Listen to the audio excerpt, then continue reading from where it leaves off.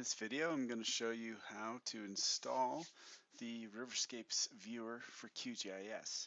So open up your QGIS. You're going to go to the Plugins and pull down menu. You'll go to Manage and Install Plugins.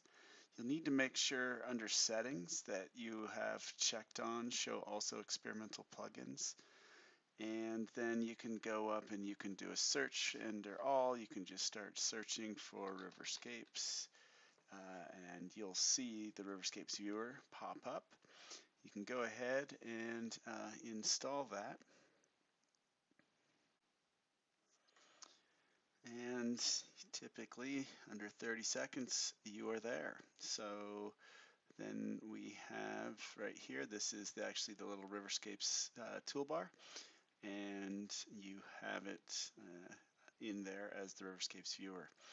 In other videos, we show you how easy it is to use. Take care.